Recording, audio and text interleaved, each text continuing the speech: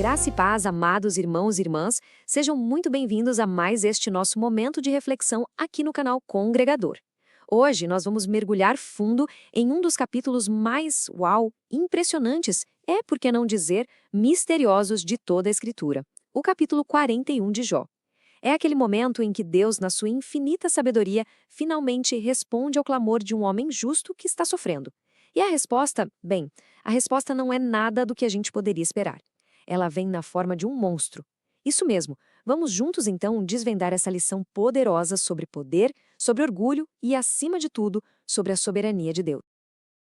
Para a gente entender a resposta, é fundamental lembrar da pergunta, né? Pensem na situação de Jó. Um homem íntegro, um homem reto que perdeu simplesmente tudo. Seus filhos, suas posses, até a própria saúde. No meio de uma dor que a gente nem consegue imaginar, ele clama aos céus. Ele exige uma explicação, ele quer entender o porquê de tanto sofrimento. Ele busca por justiça. E então Deus responde. Mas olha só, ele não oferece para Jó um tratado de teologia, nem uma explicação filosófica sobre a origem do mal. Não. Em vez disso, lá do meio de um redemoinho, Deus começa a descrever uma criatura. Uma criatura terrível e, ao mesmo tempo, magnífica, chamada Leviatã. A gente para e pensa, por quê? Qual é o sentido de falar sobre um monstro para um homem que está sofrendo tanto? Pois é exatamente aqui que a profundidade da sabedoria de Deus começa a se revelar. Vamos observar com muita atenção. Deus não está apenas descrevendo um animal, entende? Ele está, na verdade, pintando um quadro vivo do que é o poder indomável. E ele apresenta o Leviatã através de uma série de perguntas. Perguntas retóricas. Cada uma delas foi desenhada para mostrar para Jó, e claro, para nós também, a nossa própria limitação. A primeira pergunta de Deus já é profundamente reveladora. Ele pergunta para Jó se ele consegue fazer a coisa mais básica com essa criatura, pescá-la. Sabe, usar um anzol, uma corda, coisas que funcionam com peixes comuns? A implicação aqui é claríssima. Essa criatura está numa categoria completamente à parte. O controle humano nem sequer começa a se aplicar a ela. E a ideia de domesticar essa criatura, isso é ainda mais absurdo. Deus pergunta, você acha que dá para negociar com ele? Fazer um contrato para que ele te sirva? O Leviatã não faz acordos. Ele não se submete, ele é uma força da natureza que existe muito além das nossas regras, das nossas convenções humanas. Ok, então, se não dá para capturar nem para domesticar, será que dá para lutar contra ele? A resposta de Deus é um não definitivo. As nossas armas, os arpões, as lanças que nos dão domínio sobre tantas outras criaturas, contra o Leviatã, elas são inúteis. O ponto crucial aqui é este: o homem é totalmente impotente diante dele. E essa impotência toda não vem só da natureza selvagem da criatura, não. Vem também da sua constituição física. Agora, Deus passa a descrever o Leviatã não como um ser de carne e osso, mas como uma fortaleza viva, impenetrável. A palavra de Deus nos dá uma descrição, detalhadíssima da sua defesa. As escamas são como fileiras de escudos, seladas com uma perfeição tão grande que nem o ar passa entre elas. O peito é duro como uma pedra de moinho. A sua carne é firme, é imóvel. É um ser perfeitamente blindado, uma verdadeira obra-prima da engenharia defensiva de Deus. E como essa armadura reage à nossa tecnologia? O versículo 27 nos dá uma imagem devastadora. De um lado, você tem as nossas melhores armas, o ferro, o bronze, símbolos de guerra e de força. Do outro lado, como o Leviatã enxerga tudo isso?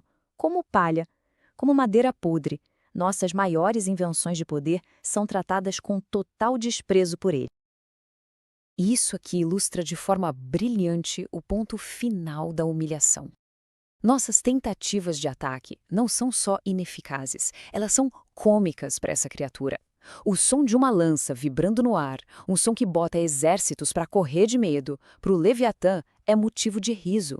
A distância entre o nosso poder e o poder dele é a distância entre uma ameaça e uma piada. Mas o Leviatã não é só uma fortaleza defensiva, não. A sua capacidade de atacar é igualmente ou talvez ainda mais aterrorizante. Deus agora muda o foco para o terror que essa criatura inspira e projeta ativamente. Que imagem, não é? poética e assustadora. Os olhos dele não são só para ver, eles brilham com a luz do amanhecer. Existe uma beleza terrível nisso, uma majestade que vem do seu próprio olhar, sugerindo um poder interior que a gente mal consegue começar a compreender.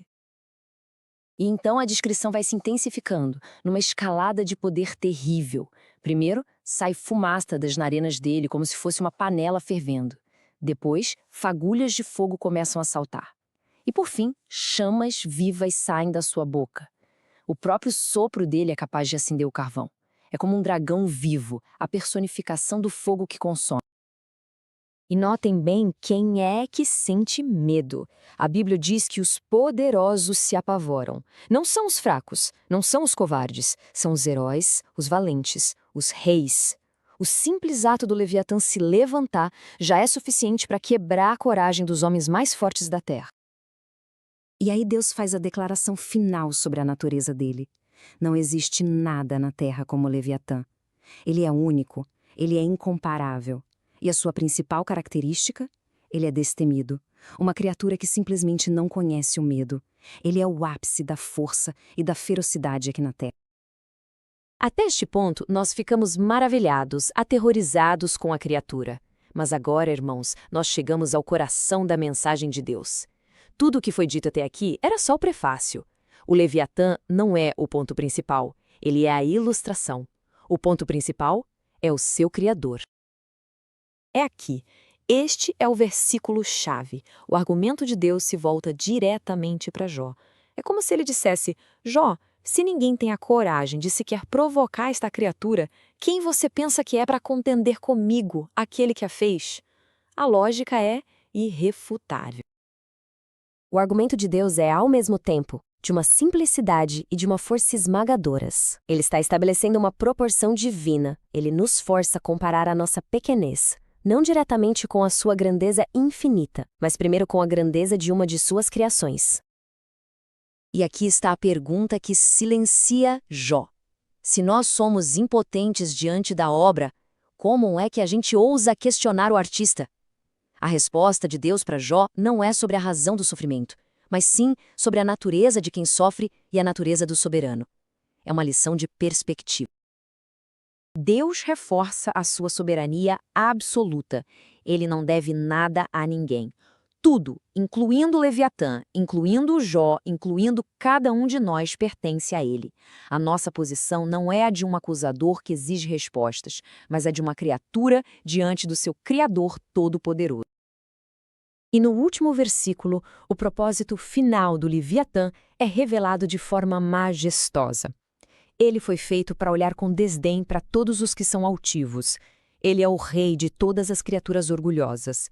Ele existe, irmãos, como um lembrete físico e aterrorizante de que existe um poder no universo diante do qual todo o orgulho humano se desfaz em pó. E assim, nós encerramos com esta pergunta para nossa meditação. A lição do Leviatã, em última análise, uma lição de humildade. Se o nosso orgulho, a nossa força e a nossa sabedoria não são nada diante desta criatura, como é que nós devemos nos apresentar diante do Deus que a criou com uma simples palavra?